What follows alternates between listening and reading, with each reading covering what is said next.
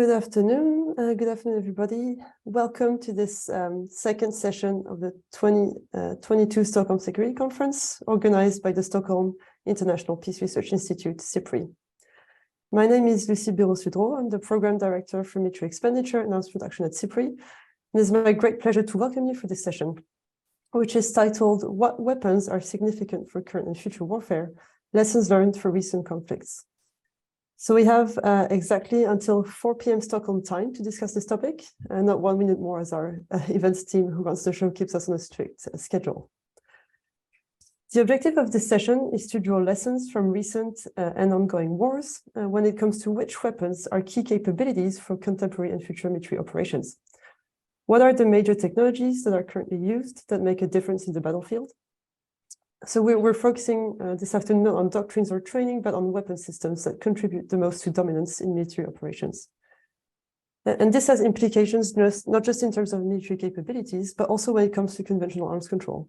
So the United Nations Register of Conventional Arms, UNROCA, or the Treaty on Conventional Forces in Europe, the CFE, listed certain categories of weapons such as battle tanks, armored combat vehicles, artillery, combat aircraft, combat helicopters.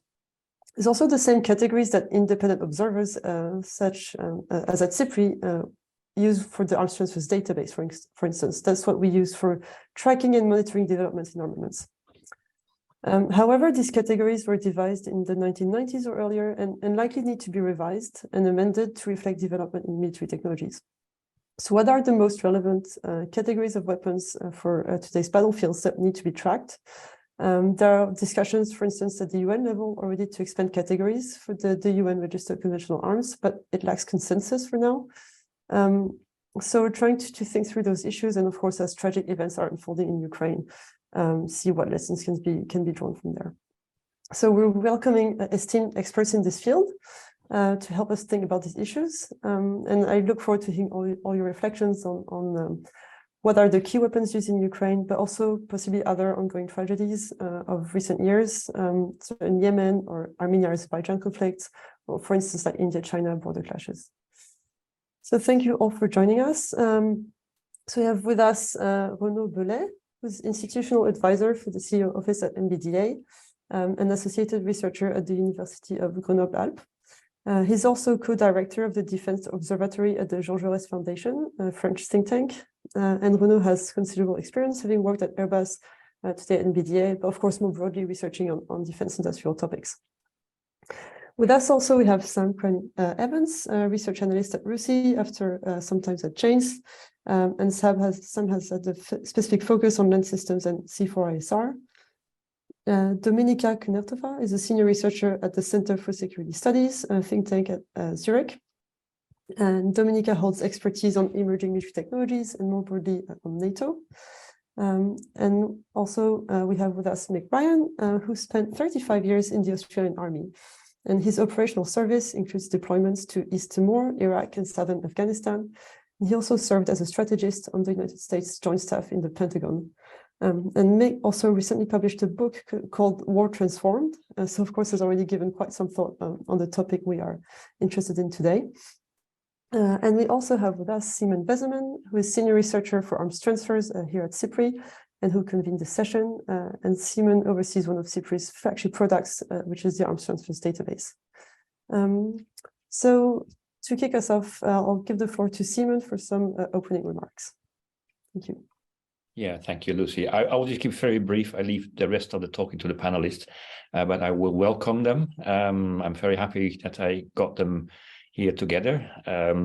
I have organized this. I'm the intellectual organizer of this. And of course, I will say a couple of words about the selfish reasons of SIPRI to do this, or the selfish reason of the arms transfers program where I work to do this. We have, as many of you know in the panel, in the public, a database, the arms transfers database, which is a tool for basically everybody to see who is supplying what to whom. But we, of course, have in that a list of weapons that we look at. And from time to time, we'd like to review that list. And this is the time to start doing that again. Is that list still the valid type of weapons that we want to look at that are the most important? But of course, as I said, it is a tool. We don't do it for ourselves. We want to do this because we think that within the discussions of the international, the regional, or even the national level, there is a need to rethink what weapons are important when you talk about conventional arms control. Do you want to control tanks? Is that still important? Those kind of questions. In the end, of course, conventional arms control is absolutely necessary, certainly in the world of today, where tensions are rising, conflicts are increasing. The whole idea, of course, is to prevent state-to-state conflict in this case, or tensions, and especially of arms that can be seen as offensive, or as the UN Register of Conventional Arms says, indispensable for offensive operations, after which then they list the tanks, the armored vehicles, the combat aircraft, the big ships and the missiles, and the artillery, but nothing else. To reduce, just to link it to the previous session, to reduce tensions, risk and violent conflicts is important. They are a strong reality today. We had hoped that they would go away, but Ukraine, and not only Ukraine, is an example that the world is still not very safe. But in the end, what we'd like to have some kind of system where we get safer, more confidence, more transparency, and in the end, less conflict, because in the end, really, spending on the military is a wasteful use of resources. Necessary maybe, but in the end, a wasteful source of resources. With that, I would want to say this is for us a start. It cannot be more than a start. We got a little over an hour, but of course, a start is very important. It's one of the key points of any discussions.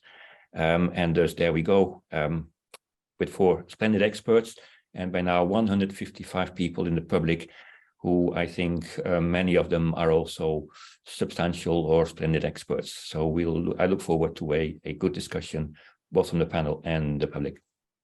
Thank you. Thank you. Thank you very much, Simon, for providing the background to this session. So with this, we'll start with Renaud Bellet. Renaud, the floor is yours. Thank you. Thank you, Lucy, and good afternoon, everybody. To rebound on Simon's presentation, I would like to make some statements about the vision I have about the evolution of the use of military equipment. We had the shock of the war in Ukraine, but I guess we have an acceleration, in fact, during this conflict of previous trends. And it's quite interesting to see how the landscape of military equipment is going to change. It has started a few years ago, but we have a kind of disruption with the vision we had during the Cold War and the post-Cold War period, where we had the follow-on principle underlined by James Coss a few decades ago, where we used to develop a new generation on an existing platform as a means to safeguard security. But at the end, as Mary Keldor said in Baroque Arsenal, the ultimate test for the value and usefulness of military equipment is tested in the battle, and so on the battlefield. And so we have, unfortunately, a situation where we have testing these equipment for real. We had a period between 1990, where until 2010, where we had mainly contingency operations. So it was not a real test of the capacities. It was the adequacy of these capabilities with the context of deployment. But at the end, what can we have in the real major conflict like Ukraine as lessons learned for the time being? So I would like to emphasize on 3 points, which could be interesting for the discussion. The first one is, do we have an obsolescence of legacy systems? Indeed, most of the systems we have been developed during the end of the Cold War, and there are major platforms, like even the F-35 is the continuity with the existing platforms. And what we have seen during the war in Ukraine, but also in Syria before, is that the usefulness of combat aircraft or the main battle tanks could be challenged. At the end, we have seen so many battle tanks destroyed on the Russian side, which is quite challenging. But what we can have first lesson learned from this situation is that it's a bad use, in fact, from the Russian side of those platforms, rather than the usefulness of the platforms, especially if we have urban warfare. But what is interesting beyond the usefulness of the platform is the balance between cost and opportunity for choosing such a very expensive platform, because we have a balance between anti-tank missile and battle tank, which is in favor of the missile, which is much less expensive.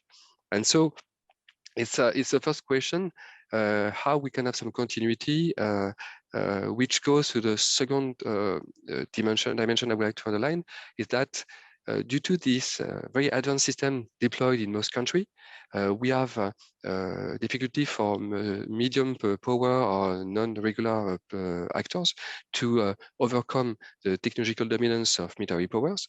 And we have seen in this conflict with the use of drones and missiles that the balance is going in favor of the defense. And there is a reduction of the ability to employ major platforms. If you go to Ukraine, there is a very few aircraft being able to fly, and we have difficulty to deploy the armored vehicles. And the sword and shield dynamics is a switch for maybe a decade. We have seen that in Syria in favor of defense, with denial of access in many areas, which reduce the value of major platforms. But what is the third trend I would like to underline is the change in terms of innovation. Until the last decade, we had this evolution of platforms inside the technological path, but we have seen that due to the Augustine law, it has become very unaffordable for most players. And we have seen asymmetrical strategies already in the beginning of the century in Iraq and Afghanistan, but there is an acceleration today from an amateur vision, I would say, of this kind of innovation to a more organized one, to be able to deliver effects with new capabilities, which are much more accessible for new players. And so it's also challenging the way we are thinking the conflict. We have seen that with the drones, which are not very compatible, I would say, with the air defense system designed to fight against combat aircraft. And even in Saudi Arabia, a few months ago, we had an attack from Yemen, which was not very well countered.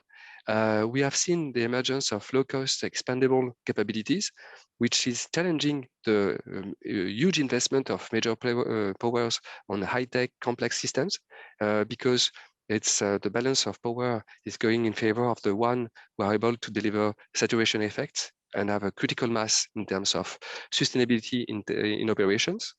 And what is quite interesting is that those very simple systems have become much more capable due to the swarming approach and the use of artificial intelligence, which is quite challenging because those technologies seems to be very accessible from a civilian point of view.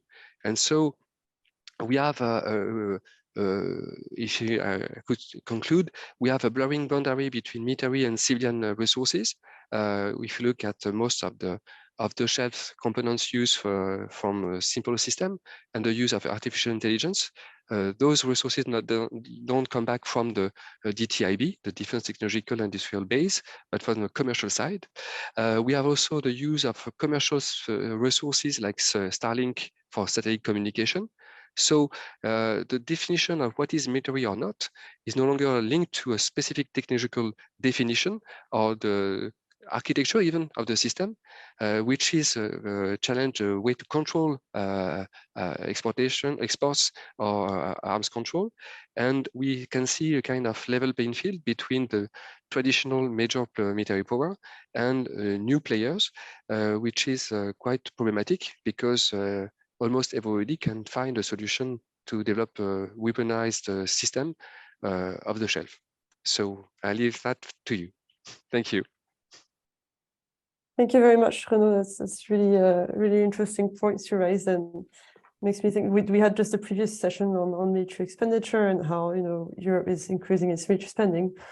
But if one of the conclusions is that you can get cheaper systems which are as effective or more effective, maybe we can the levels of military expenditure maybe need to be adjusted to this type of new weapon systems.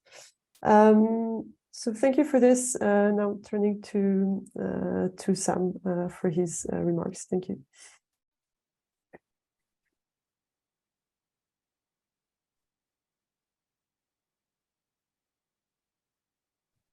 over to you.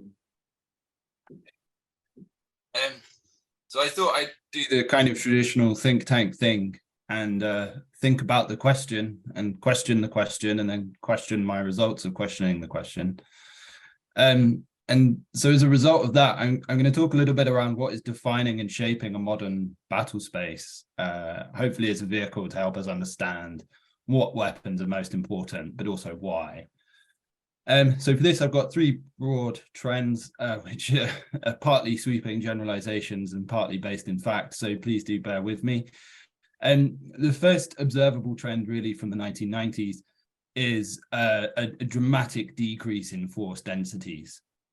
So if we look at the Gulf War, there are approximately 740,000 coalition troops deployed against an estimated maximum of 630,000 Iraqi troops from a total established strength of 900,000. So, you know, potentially over 1 million combatants coming together to decide a political matter in a relatively confined geographical space.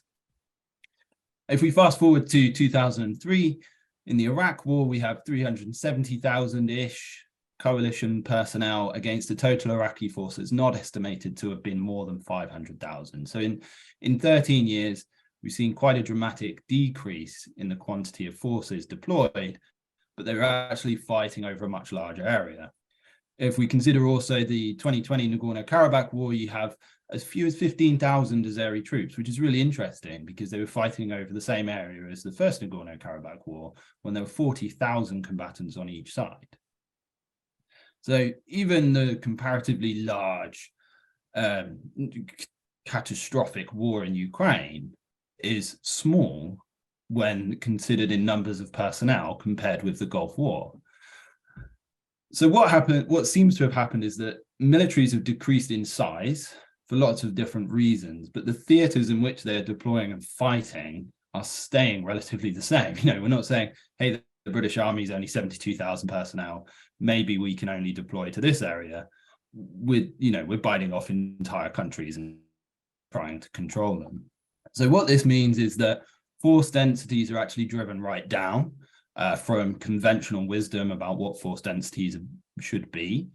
And this means that in turn, target opportunities are actually reduced. So this produces a need for improved ISR to locate and engage what enemy troops there are, where they are. And this, at the same time, is combined with readily available ISR assets. So any one of us now can go and buy a DJI Mavic with target tracking, you name it, autonomous route navigation. It'd be fairly resistant to electronic warfare, that kind of thing. Crazy. It's £300. Whereas before, those were the boutique capabilities available only to the best militaries with the best technological development. So this means that you have what I've decided to call this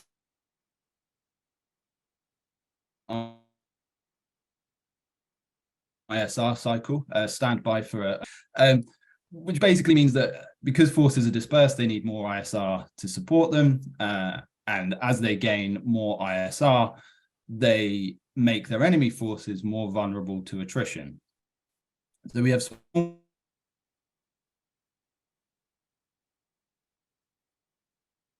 Right, Sam, forces I'm that are more vulnerable to sorry, precision strikes and artillery fire if they concentrate. And sorry, could you repeat because I think you just broke off a little bit, at least for me. So do you mind just repeating your last sentence, if you don't mind? Sure. So you were talking about the ISR cycle? Yeah, so there's this dispersion ISR cycle. So forces have to disperse because they're a smaller force fighting over a larger area, but also they're driven by the pressures of improved and persistent ISR. So, you've kind of got this cycle of ISR improving to account for dispersal and dispersal becoming more dispersed to account for more ISR. So it's kind of as self-critical as anything related to ISR. And I think it is actually possible to monitor this, right? Because we can look at how the Russians, the Azeris, the Turks are kind of conducting their ISR operations. They're using a lot of electronic warfare. They're monitoring the electromagnetic spectrum. They're combining this with human intelligence and special forces, which I know you can't monitor or track. But then over the top of that, you have drones. And so building an ISR picture around that broad spectrum of capabilities that's required enables us to get an understanding of actually how useful those conventional arms are, and what abilities they will have to bring them to bear. So the second trend onwards from dispersion is increasingly well-equipped forces. So ATGMs are now common at the squad level. Loitering munitions are often held at a company level, and guided artillery projectiles at a battalion level. So the consents and the permissions needed to deploy precision strike capabilities are devolved significantly down the command chain. So this means that these small dispersed forces are now more capable of affecting their local situation. So whereas before they might have to reach back to artillery, now they can put a loitering munition up in the air, or they can put a drone equipped with a grenade up in the air and directly impact an opponent that they have located. And the interesting thing about this is that you can observe this in almost any live conflict at the moment. Even the Malian forces fighting against insurgents have reported coordinated mortar attacks led by UAVs. And if we look through to potential other combatants such as the PLA, they kind of have DJI drones delegated down to a squad level. So it is happening around the world, happening at quite a rapid level.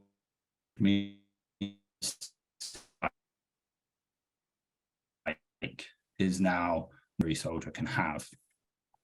With all of that said, there's still value in tracking artillery, conventional artillery, just the good old self-propelled howitzers and towed howitzers are really doing a lot of work in Ukraine. I think it's quite easy to get distracted by things like drones and anti-tank guided missiles, but Russian journalists claim that 95% of Russian casualties are actually the result of fragmentation and blast.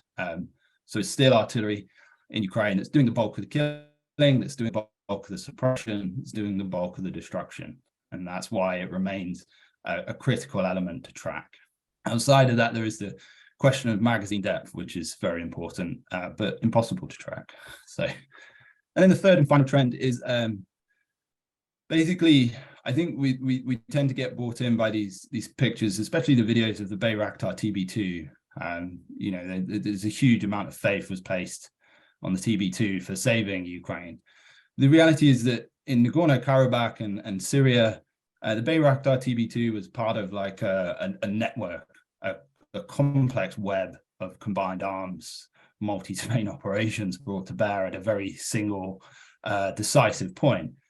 And in that sense, the reality is not that different from 1939. Success goes to the side that is most able to build an effective battlefield system, connect it together in real time, and bring it to bear in a synchronized fashion. The Azeris were successful in 2020 because the totality of their battlefield was greater than the Armenians. The Armenians were prepared for the war they fought in 1996. The Azeris were prepared for something very different, something very new. So in Ukraine's ability to network its Soviet-era assets together using an app developed by non-military engineers means that it has been able to fully exploit its limited stocks of ammunition and equipment, whereas Russia's failure to do this leaves its troops without timely support from air or artillery. So the final technology that I consider to be most useful in future conflicts is the broad and decidedly very unhelpful software, which I know you can't track, but there are systems that can be tracked. So primarily battle management and fire control software. So the Israeli company Rafael deploys a system called Fireweaver, which has been trialed by Germany and is in service with Israel, amongst others. There's the Ukrainian GIS Arta artillery app, which I suspect will be attracting some orders if the Ukrainians are successful in their current endeavors. And there are generally quite a broad tranche of platform agnostic systems that can be introduced to legacy platforms, providing an almost immediate boost to this connectivity and battlefield lethality, which then combines the previous two trends that I discussed. And that's it from me. Thank you so much. So it's like lots of Fantastic insights, food for thought for us. And I guess a good segue to Dominica's presentation, who I suspect is going to talk a little bit more about the unmanned systems. Dominica, over to you. Yeah, exactly. Thank you, Lucy, and thank you for inviting me to share my observations. Well, I will base my analysis mostly on the ongoing war in Ukraine, and I will delve deeper into the drone technology. So let me first begin by saying that the war in Ukraine is largely fought on land and in the air with 20th century equipment. But I focus on those outliers, the new technology, and drones are the most visible example of that. So I don't think I would exaggerate if I say that the war in Ukraine is like the first large-scale conventional war in which both sides have deployed such a huge number of both military and commercial drones to accomplish different military missions. And often we hear, especially in the media, with the deployment, like anytime a new type of drones has been spotted in Ukraine, they say like, oh, this is a game changer. This is gonna change the tide in the war. So I would like to argue in my presentation that this game-changing effect of drones actually depends on what you understand as the game, what the game actually is. So I have summarized my observations on a slide, just in case the audio fails. So if you so I believe that the main lesson learned from the Ukraine war so far is that we should accept and expect different effects that different types of drones can produce. So if you remember, and it was already mentioned, early in the war, we were hearing about this almost mythical significance of the TB2 Bayraktars for Ukrainian resistance, like carrying large explosives over long ranges and by these drones the size of a small aircraft. But they weren't deployed in large numbers because they are still very vulnerable to air defenses, and they are costly to replace. It's like 2 million per drone, and these drones basically had their heydays in asymmetric conflicts, conducting the targeted killing in Middle East. So if there is a war in which no side has air superiority, these drones have no significant impact on the conduct of offensive air operations. So I would say that these large drones, as an extension of air power, are not that impressive. However, we can also see drones that behave more like ammunition. Of course, I'm talking about loitering munitions or kamikaze drones, which are designed to detonate on impact. And they are usually cheaper. They can be deployed in larger numbers. With the deployment of Iranian-supplied kamikaze drones by Russia deeper in the Ukrainian territory, they provide also this ability to lethal ability over longer ranges. However, these kamikaze drones still depend on the quality of intelligence, and their low-tiering time is limited. So if you don't know which direction this drone should fly, well, it can be as effective. Which leads me to the most important observation is that these drones have been made the most difference in their less sensational and less visible enabling functions. Here I'm talking about drone scout deployed on and operated by an individual to like spot the enemy, monitor movement of adversary troops. It's used in to improve the performance of artillery. Here they were very consequential in terms of the pace and accuracy of artillery fires. And then lastly, these smaller drones can be repurposed and carry hand grenades. And this all is because these smaller drones are easy to acquire, and they are user-friendly. They can be both through AliExpress, like DJI Mavic has become a crucial capability to navigate artillery and provide the targeting capability. And also both sides have been able to acquire these smaller drones by just local donation of this hobby drone. What I would then argue is that drones have become this defining but not decisive capability of this war. They, on one hand, their primary underlying function is to save soldiers' lives. Like, they don't have to send special forces to acquire intelligence. You just send a drone for a few $100s. But at the same time, the image of the armed drone or drone with lethal purposes has been changing. And this has had consequences, and I'll be happy to talk about that later in the discussion, about how these drones are transforming the dynamics in operations for ground forces and the lower airspace, and consequences for the defenses, consequences on export control of dual-use technology, because most of these drones have commercial origins. Then what are the consequences for how the missile technology control regime should be adapted, especially in a sense that it's mostly the smaller drones that have been causing much destruction on the large ones.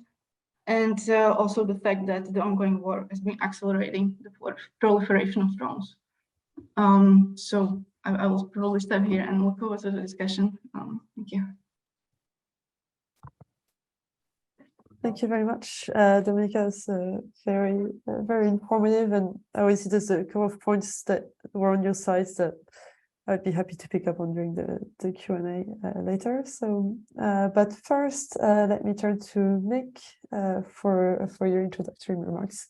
Mick, the floor is yours. Thank you. I'm sorry, I can't hear you. So, no. I'm sorry, I think we could hear you very well earlier. Is it just me, or is it others can also? Yeah, okay. My microphone's on, so I'm not sure what's going on. Yeah, all good. Yeah, perfect. We're good. Okay. Thank you. Right. No, thank you for the opportunity to speak today. Just very quickly, I'd like to make a couple of points. Some of it builds on previous speakers. Firstly, we should not fall into the trap of believing there are silver bullets in warfare, particularly technological ones. Drones are useful. There's a whole range of other technologies are useful, but none of them by themselves provide a silver bullet in warfare. And whilst the media like to search for these kind of stories of breakthrough technologies, the reality is there's no such thing. Secondly, in warfare, all technological use is a mix of old and new. As we've seen in Ukraine, we've seen some newer autonomous and semi-autonomous systems, but a large-scale use of older systems, whether it's AFVs or the really important impact of artillery. Now, what we've seen in Ukraine and in recent conflicts and basically throughout the history of warfare is that technologies exist in a series of competitions. I think Ukraine has highlighted several really important technological competitions that bear noting. First one is clearly the drones versus counter-autonomy technologies. I think drones across all the domains have had a lot of investment over the last 25 years, whereas counter-autonomy systems have not, and therefore that's a technology we'll see more investment in, particularly as if we want to use counter-autonomy systems as a cost imposition strategy rather than drones as a cost imposition strategy. A couple of speakers have spoken about the tank versus anti-tank missile battle. Tanks are not dead, I can assure you of that, but they have to be used cleverly. But what we do need to see is a new generation of cheaper precision weapons on the battlefield. A third competition that's worth noting is aircraft and missiles versus ground-based air defences. One of the great stories of the Ukraine war is the effectiveness of what essentially is a hodgepodge air defence system that Ukraine has run, but it's been extraordinarily effective both technically in shooting down drones, missiles and aircraft, but very effective psychologically in the minds of Russian pilots. So I think that's an important competition. Another competition that I'd just like to mention is the battle of signatures. Everything has a signature, whether it's humans, machines, units, headquarters, logistic hubs. We've seen the Ukrainians very cleverly pick up the signatures of high-value targets during this war and target them. So to pick up signatures in the modern battlefield, you're talking about mesh sensors. And when I talk about mesh sensors, I'm talking about military and civilian technologies being used cleverly to find, to analyse and to disseminate high-value, high-signature targets. And, one of the implications of that is this growing dispersal of military units. It's a long-term trend that we've seen over about 200 years. As weapons become more lethal, military forces disperse more. That's how they survive. A final aspect I'd just like to mention before I finish is technologies related to the conduct of influence operations. Warfare and competition are both a mix of violence and influence. There are a range of technologies, new and old, that are used to influence populations. We've seen that in this war. And I think we can't overlook these kind of technologies, even though the focus of this seminar might be weapons. Influence technologies are weapons against the minds of an adversary commander and against the minds of an adversary population, and indeed our own population. So we can't overlook the kinds of analytical tools, big data, social media scraping, and a range of other tools of influence that we've seen in this war and many others historically.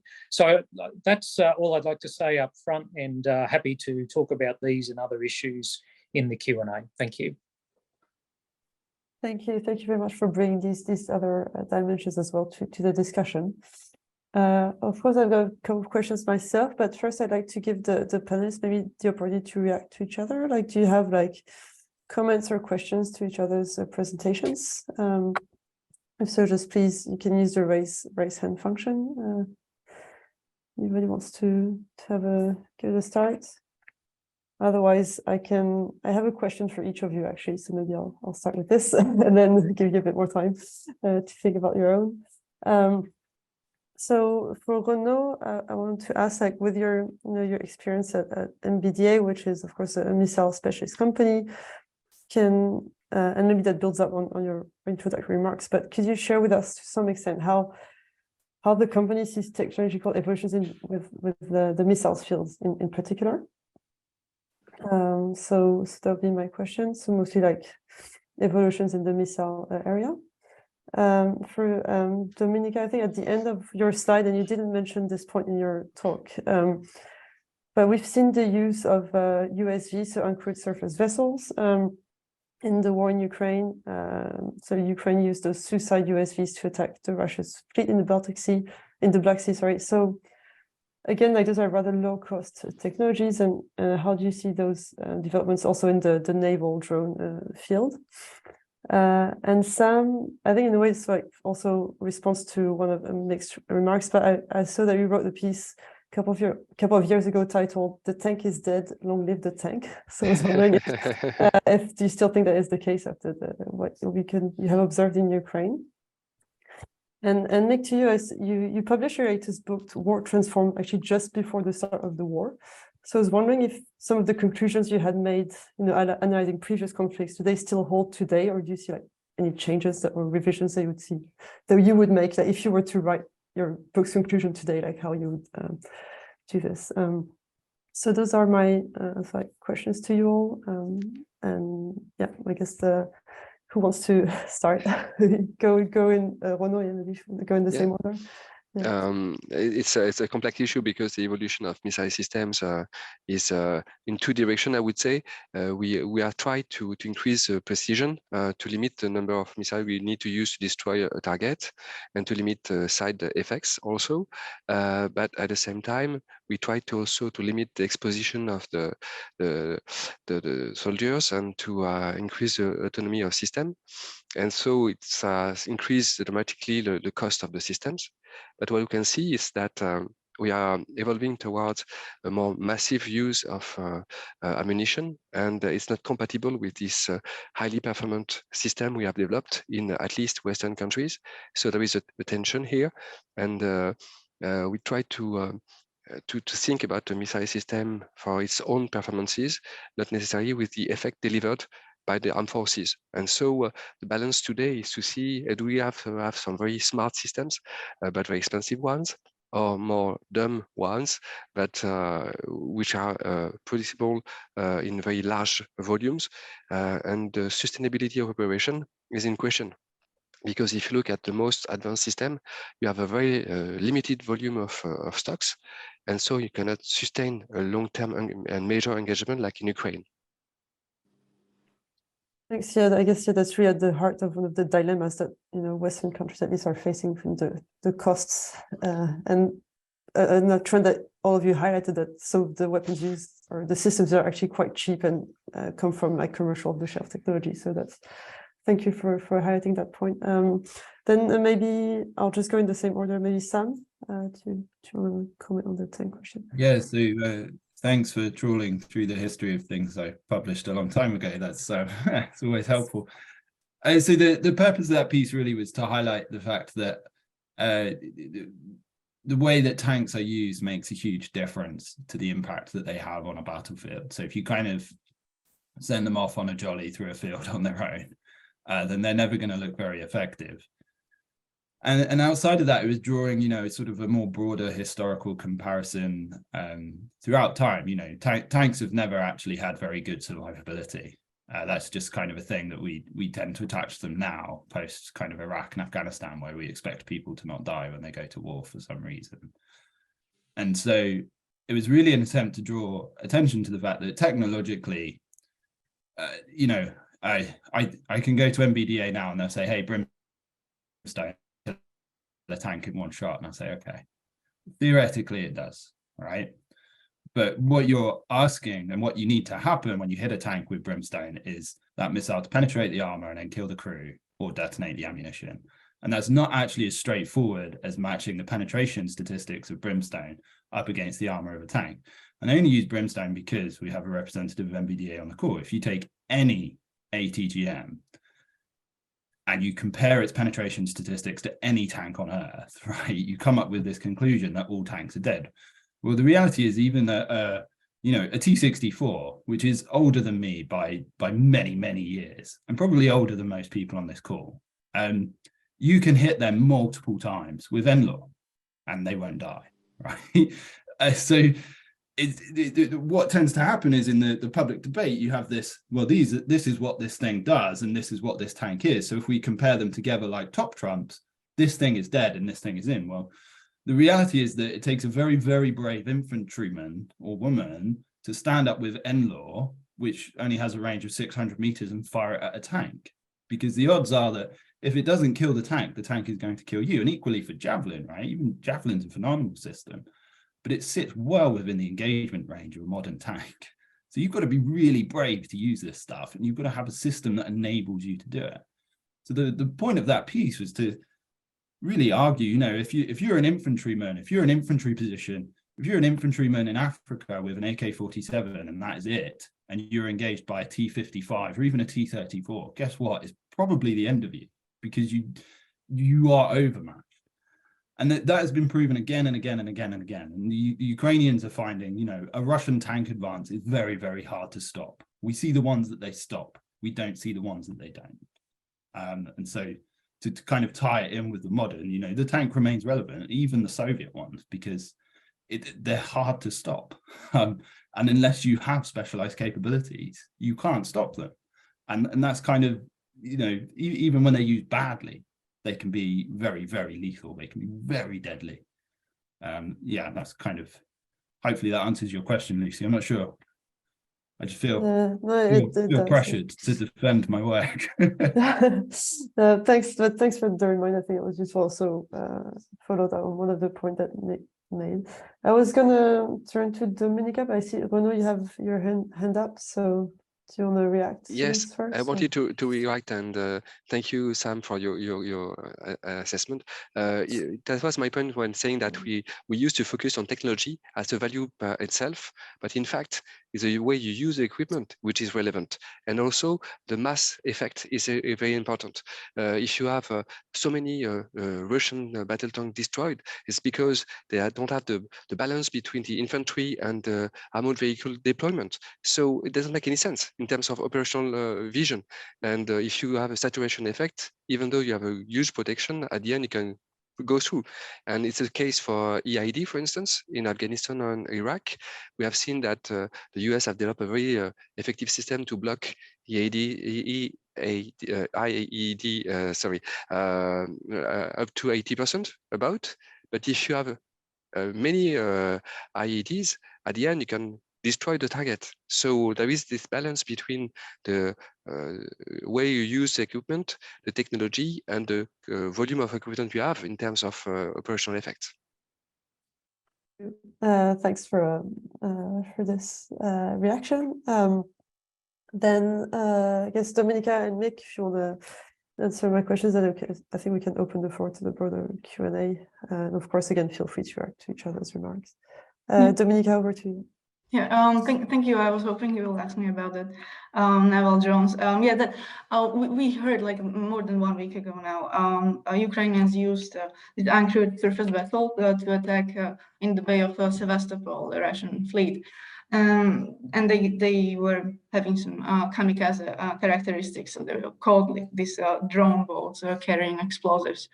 And it's true that they didn't like disable the whole fleet, but they definitely caused some damage to Minesweeper and at least 2 other warships, which means that they kind of limited Russian ability to launch sea-based missiles to Ukraine. But what was interesting about this whole incident is that these drone boats were used in combination with aerial drones, and I could see that this kind of attempt at the innovative use of different uncrewed systems. That, for instance, I can imagine that they would use water drones as a decoy, so that the aerial drones can pass by.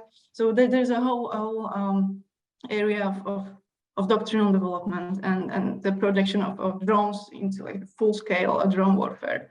But at the same time, it's not only about what the technology can do, but also how smartly the forces can deploy it and use it to which ends and what military effects. So it's basically what Mr. Evans mentioned, that drones are not the systems that are causing the most distraction, but there's a lot of noise about them. So like keep the hype down, you know. But that's definitely, you know, the willingness to try new systems. That's what this incident is signaling to me. Okay, thanks. Essentially, I guess I hear your point about driving the hype down. We do have some questions coming in about drones, just to let you know they're coming your way still. But first, Nick, over to you. Do you have some further thoughts to share? Yeah, sure. Thank you. Can you hear me now? Yeah, perfect. Thanks. Yeah, I guess there's 2 elements of my book that I think have been validated by the Ukraine war. One is that war is a mix of disruption and continuity. Just about every book we see on war and military technology is about the disruptive elements, but frankly, there's far more continuity, whether it's the importance of good leadership, the fact that you will be surprised, or just the use of old weapon systems. I think that's proven out in this war. The second one, I think, as well, is that technology is only as good as the organisations and the ideas that it's coupled with. And we've seen, you know, in Ukraine in particular, both sides have had pretty much the same kind of weapon systems, the same level of technology. Indeed, the Ukrainians have had probably less quantitatively and qualitatively in the early parts of the war. But the way they've organised and their warfighting ideas, whether it's the use of combined arms or a military strategy that's far better and far more realistic than the Russians, has been the difference. So that, you know, we need to understand that it's technology plus organisations plus ideas which gives advantage in the battlefield and beyond. The one area I think that I would like to have paid more attention to and do now is this, you know, the balance of industrial versus personnel mobilisation. I think a lot of our countries, especially if you live in the Indo-Pacific, are going to have to undertake some kind of mobilisation in the next 5 years or so, if not earlier, I'd suggest. But what do you do first? What's the more important activity to undertake? My sense is, whilst all the attention at the moment is on personnel mobilisation in Russia, the more important mobilisation they're conducting is their industrial one. It's not getting a lot of attention, but it's the hardest to do, the longest to undertake. And the lesson we should take from that is that you need to conduct industrial mobilisation before you start thinking about personnel mobilisation. Thank you. Yes, definitely the industrial dimension is also quite significant. So something we also look at SIPRI. So I take this as an encouragement to keep researching on this. So Please do. Now, yeah. So we have about 25 minutes left for Q&A. It's quite a few coming in the chat. But I guess, Simon, do you want to sort of kick off like the broader discussion? You have a question yourself you want to ask our panelists? Yeah, I had a number of questions which to some extent have been answered. One thing I'd like to see maybe a little bit more on, if people can, is the naval side. It's in the air and the land side. The naval side, there isn't much evidence, of course, that we got from lessons learned from conflict, because we don't have naval war really.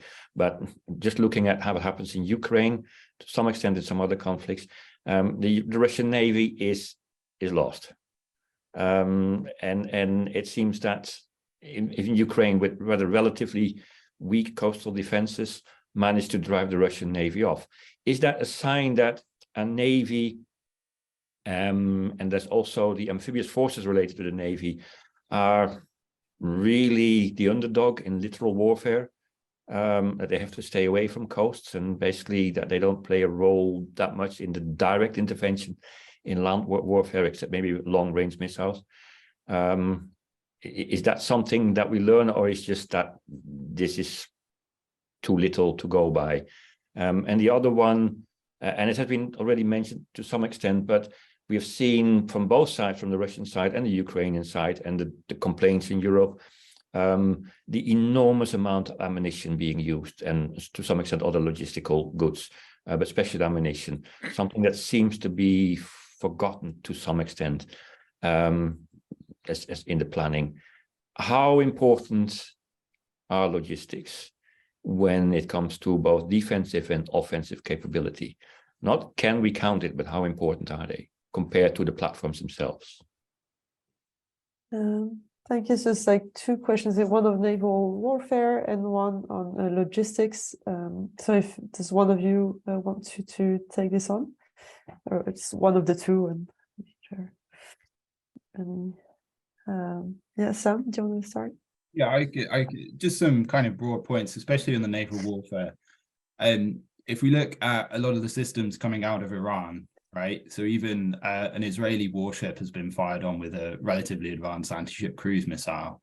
They've hit various tankers and things like that with a high degree of accuracy, long range. So it's pretty difficult to actually contend with. So there is a need for warships, especially, to be capable of conducting air defense and defensive operations at all stages. Even if it's a freedom of navigation operation, is now quite dangerous.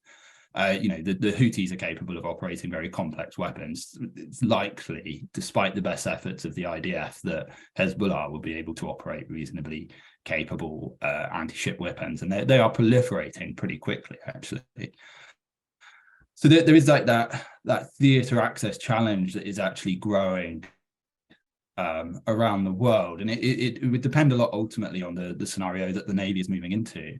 And the problem they have really is they're floating missile magnets. You know, they're not small.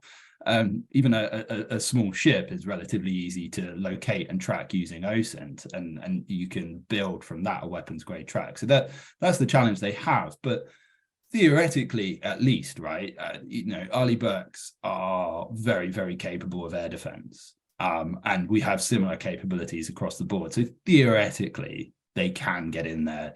We just need to probably adjust our expectations about attrition and loss in war.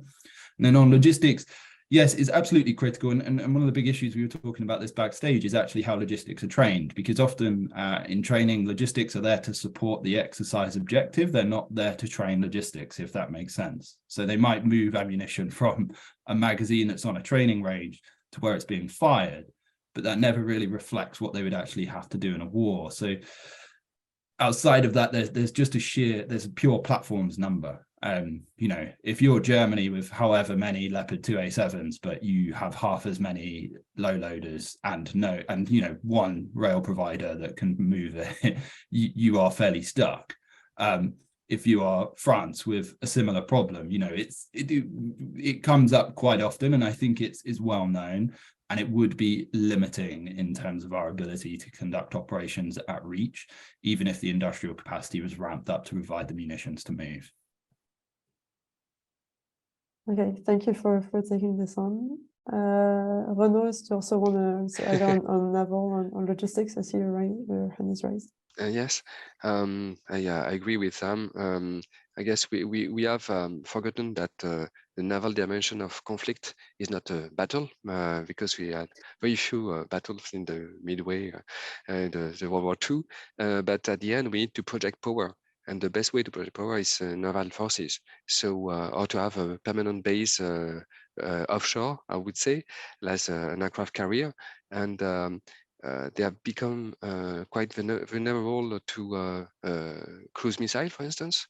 So we have here hidden arms race we have seen between China and the US.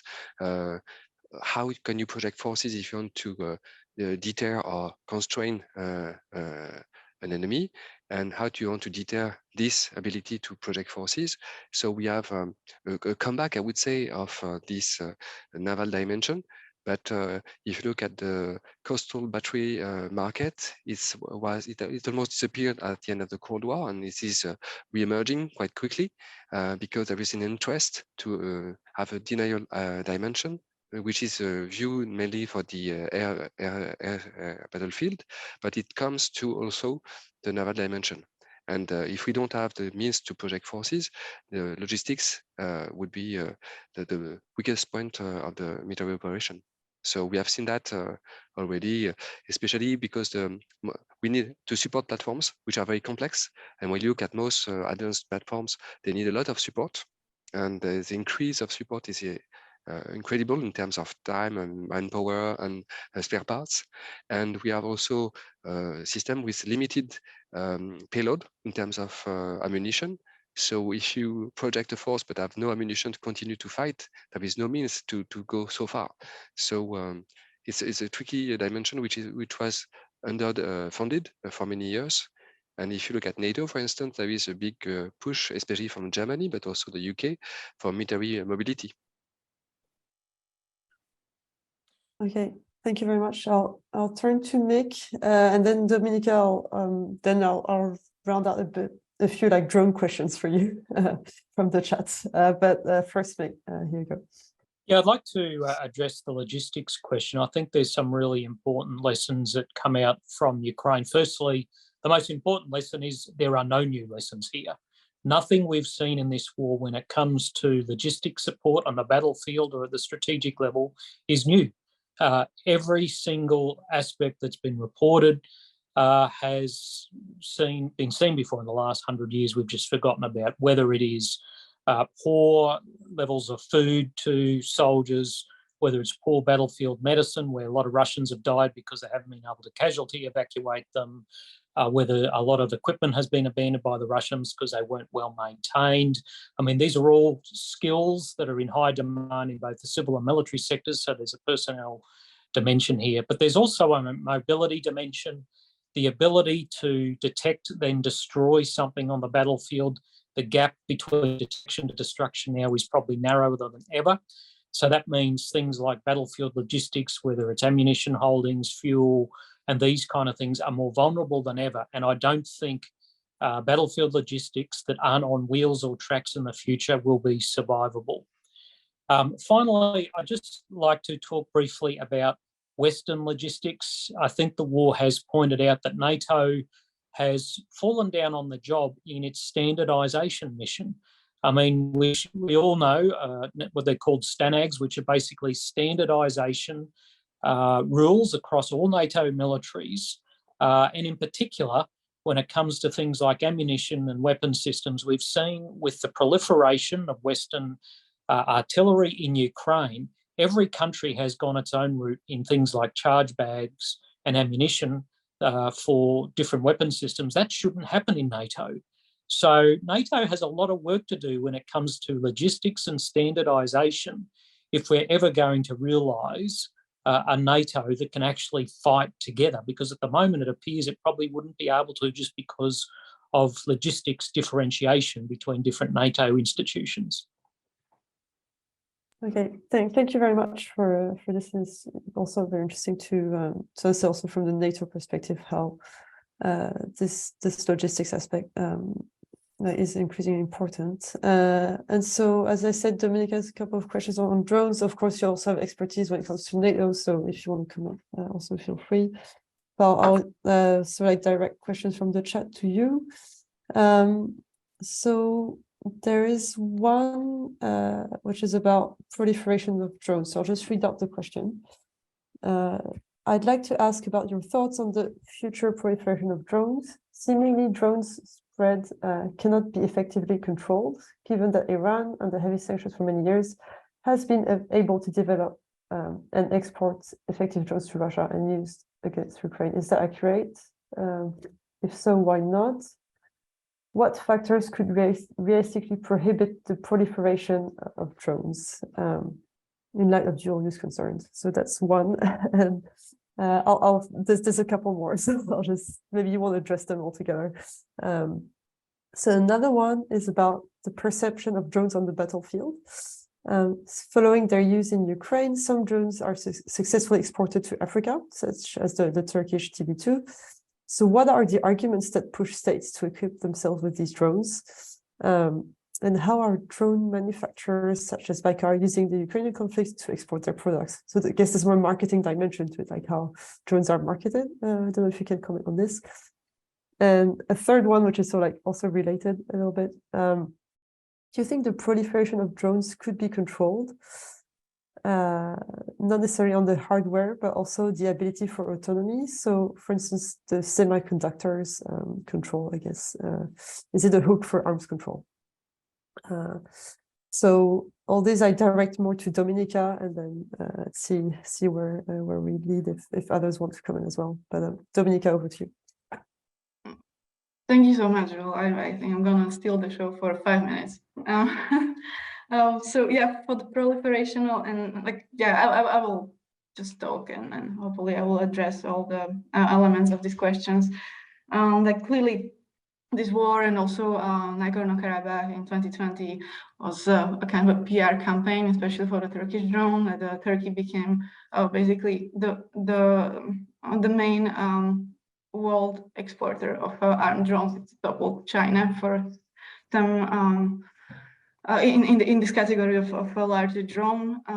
So it's easier clearly to sell the weapon system when it's battle proven, when you see that it functions. So that's probably the reason. And why would also countries procure this drone? Well, as I said, it has its pros and cons, and this platform will, if it's a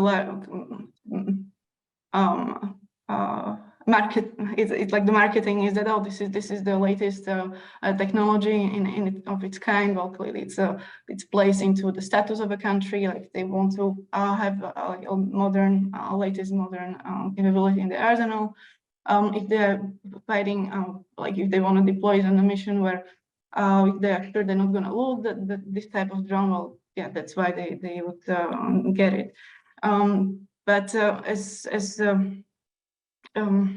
observed in the war, that the armed drones, their image is not about this large uncrewed aircraft targeting rebels on the ground, as it was in the past 2 decades, and especially in the time when it was the technology from US and Israel dominating the market. Now we have drones exactly from Turkey, from Iran, from China. So there's a wider diversity on the market, and this is also related to the cost of the components. And for instance, Iran is able to repurpose a commercial or civilian components to produce its military drones, and this is a problem I just recently there were news about these Austrian engines used for small civilian aircraft that were exported to Iran, and they were used in Mohajer drones. So it's a question of how you identify that, okay, this technology can have also military purpose, and how you will track that. So that's probably, in my opinion, the biggest problem here, that it's the state, like national governments or state capabilities and capacities to monitor export of every single technology that will eventually potentially can be used for military purposes. Well, that's a large chunk of it takes imagination, and it's also it's important to develop these capacities. This is not the officers at the customs at the borders who are gonna question the export of this technology. They're gonna just check on their sheet whether the technology corresponds with what's written in the papers, and that's it. So there must be some kind of major thinking about how innocently looking engine can end up in a military drone, and then be deployed in ongoing, especially in ongoing war. Yeah, I hope I addressed most of these questions. Yeah, I think you managed to tackle some of the key points there. So thank you for this. I guess it sort of like circles back to what Simo was saying in the introduction, like how do you control and how do you monitor? And one of the key points I think I'll remember that I'll try to think more about is one that Sam made about how we might end up having to track military applications like on smartphones, I guess, or I don't know how those are developed, the ones that you raised that are used in Ukrainian military. I have no idea how, as observers or either as commentators or analysts, how we can monitor this. But now when I'm thinking, like, let's maybe start with the most obvious things, like for instance the drones. They usually being conceptualized as a missile technology in an arms control world, and the missile technology control regime, when it monitors only these large drones. But we can see them in the practice in the war is that the armed drones are usually in the categories that are like under the radar of these regimes. So like loitering munitions with like 50 kilos of explosives. Well, that's not gonna be of a concern of this regime, control regime. So probably the idea here. Yeah, absolutely. So thanks for taking all those the questions related to drone technology. So now we have two questions who are addressed to all panelists. So I'll give you both at the same time, and then you can comment on one of the two. And I think that will probably bring us up to the end of our time. So the first question is, so to all panelists, in your opinion, what are the most important and capable force multipliers, and what role will they play in future warfare? And the second one is, can the panel comment on how the defense industrial production side of the weapon system is discussed? So logistics and sustainment have been a big factor in the conflict, and much of the systems discussed have varying logistics and production trains behind them. So I guess more commenting on the defense industrial production capacity of the countries in Europe mainly. So Nick, I see you raised your hand. So do you want to start? Sure. I'll tackle the force multiplier question. I think there's three really important force multipliers. None of them have anything to do with technology.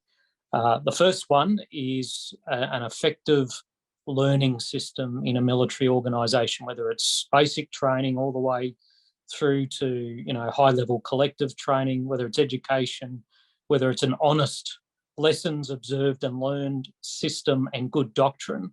I think your military learning system is critical to generating advantage in the modern battlefield and in a strategic competition. A second really critical part of your edge is your ability to adapt You are constantly in an adaptation battle against your adversaries, whether it's in competition or warfare, and your ability to absorb lessons and change the institution's organisations, its doctrines, its training systems, and all those kind of things quickly and better than the other people, whilst interfering with the enemy's ability to adapt, is part of advantage. And the third and final one is good leadership at every level. We have seen a leadership asymmetry between Russia and Ukraine, from their presidents down to their soldiers. The Ukrainians have flat out outperformed Russians at every single level in this regard. And good leadership inspires, good leadership provides purpose. We've seen that in spades from the Ukrainians. We've seen a great deficit of it from the Russians. That is not new. That is actually a continuity in warfare. So I think leadership, learning systems, and adaptation are three key areas of advantage. Okay, thank you very much. I hope there's some military personnel listening this and then listening to these great food for thoughts and lessons. Thank you. Then Sam, thanks for raising your hand. Do you want to take either one of the two questions or both? Yeah, just quickly on the force multipliers. That's such a difficult question because it depends on the two forces that are duking it out, to be honest. A force multiplier against the Taliban might not be a force multiplier against the Russians or the Chinese, or so on and so forth. So it really becomes context and theatre specific, kind of outside of the more general themes that Mick has highlighted there, which I would always defer to his opinion on, to be honest. But from a technology side, it really depends just so much on the structure of the forces, the way they're put together and things like that. So, for example, a force multiplier in Ukraine has been HIMARS, and it's a force multiplier because the Russians don't bother to distribute or disperse their ammunition, and it means that they just leave tons of it lying around for HIMARS to hit, and that creates a force multiplying effect because they are spending 10 rounds of artillery ammunition for every one that the Ukrainians can spend, and that really has an effect. Don't let people fool you. If you read Ukrainian accounts, they are so frightened of Russian artillery.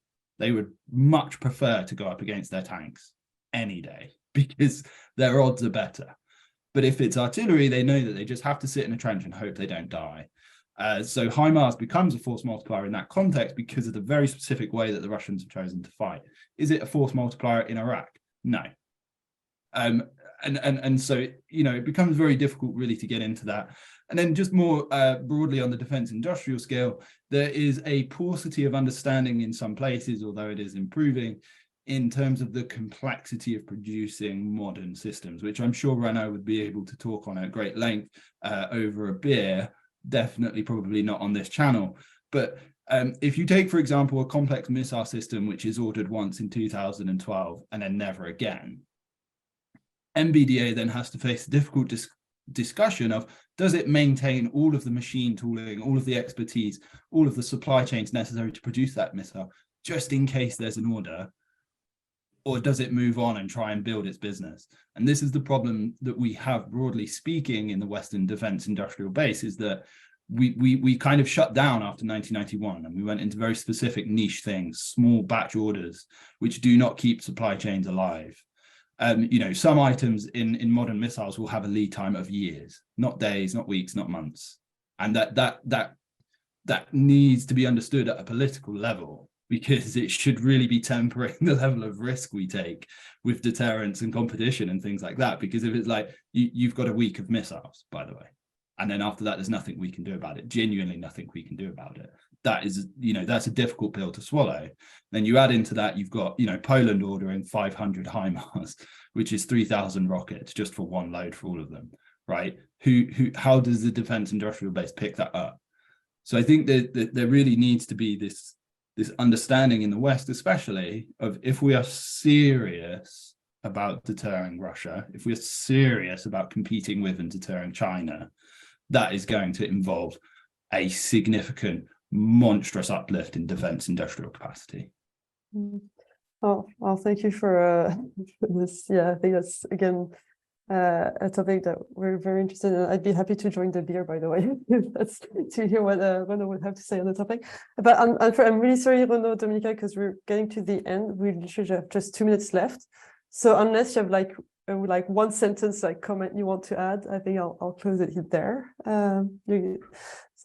So thank you again to the four of you for joining us. Thank you, Simon, for bringing us together.